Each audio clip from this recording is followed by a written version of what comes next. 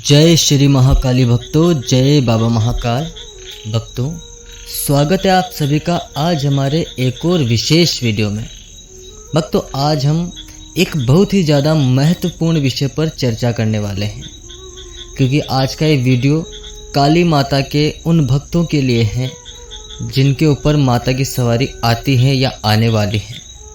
तो भक्तों, आप कैसे पता कर सकते हैं कि माता की सवारी आपके शरीर पर भविष्य में आएगी या नहीं आएगी?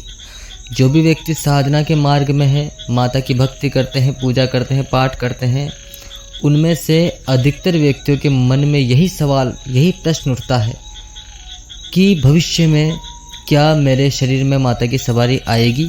क्या माता मुझे अपनी सवारी प्रदान करेंगी या नहीं?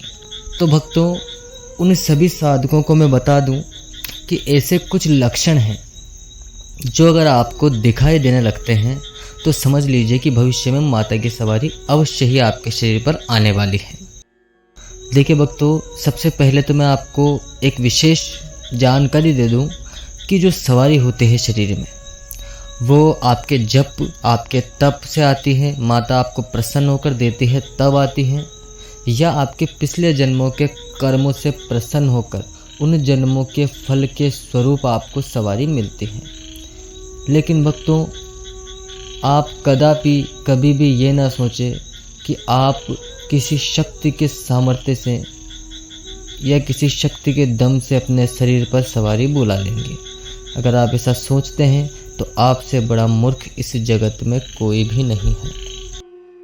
क्योंकि भक्तों, बहुत सारे वीडियोस में बहुत सारे आज के जो महान गुरु हैं वो कहते हैं कि ऐसी साधना करो सवारी आएगी, वैसी साधना करो सवारी आएगी, सवारी को ले आएंगे हम, गुरु के माध्यम से सवारी आपके शरीर में घुसा दी जाएगी, शक्ति ट्रांसफ़र कर दी जाएगी, और भी ना जाने कितने प्रकार की बातें चलती रहती हैं और हम सुनते हैं और लोग इन बातों पर विश्वास करते हैं।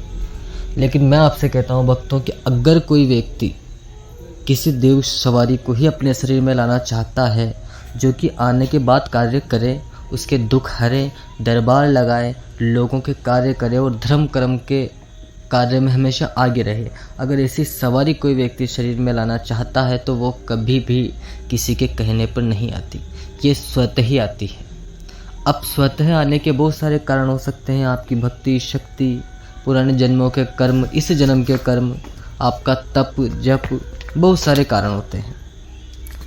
तो सबसे पहले तो अगर आप पैसे देकर सवारियां खरीदने के चक्कर में है तो इस मिथ्य से निकल जाइए।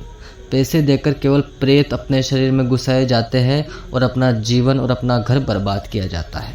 आपको करना है तो आप ज़रूर करें, लेकिन जो मेरे साधक हैं वो कदापि ऐसे मार्ग पर ना चलें। माता भगवती की पूजा पाठ अगर आप समय पर करते हैं, उनका विश्वास रखते हैं, उनसे अरदास करते हैं कि माँ मुझे अपनी सवारी प्रदान करो, तो अवश्य माता आपको उनकी सवारी देगी। लेकिन देखिए, सवारी आने से पहले कुछ संकेत जो आपको मिलते हैं, उनमें एक संकेत होता है कि जब आप पूजा पाठ करते हैं तब आपको उबासी आती है, बार बार उबासी आने लगती है आपको पूजा पाठ के समय। आपके शरीर के रोंगटे रोंगटे खड़े होते हैं, एकदम से ऐसी पवन आपको छू करके गुजरती है जिससे आपके शरीर में ऐसा लगता है आपको ठंड सी कपकपी आती है, आपको पूरे शरीर के रोंगटे आपके खड़े हो जाते हैं। ये भी माता की शक्ति जब आपको टच करती है तभी आपके साथ ऐसा होता है। उसके पश्चात भक्तों, आपका आरती के समय ऐसा मन करता है जैसे कि आप झूमें, आप खेलें, लेकिन आप अपने आप पर नियंत्रण रखिए। ऐसे वक्त पर ज़रूरी है, जब आपका मन करे कि आप मैं खेलूं तब कभी नहीं खेलना, जब आपके मन से ही बाहर हो जाए, आपके नियंत्रण से ही बाहर हो जाए तब खेलिए, क्योंकि फिर सवारी खेलती है। अगर आप स्वयं ही खेलने लग जाएंगे तो सवारी उतनी ही आकर शरीर में रुक जाएगी। इसलिए ये गलती कदापि ना करें। इससे अगर हम शुद्ध भाषा में कहें तो कहते हैं कि अधूरी छाया में खेलना। छाया आधी है शरीर में, सवारी अधूरी है और आप खेल रहे हैं, तो फिर आप सोचें कार्य कैसे करेंगे लोगों के। खेलना बड़ा आसान है, लेकिन जब सामने किसी व्यक्ति का दुख पीड़ा लेकर कोई व्यक्ति आता है तब उसका कार्य करने में फिर सामर्थ्य लगता है, फिर पूरी सवारी लगती है।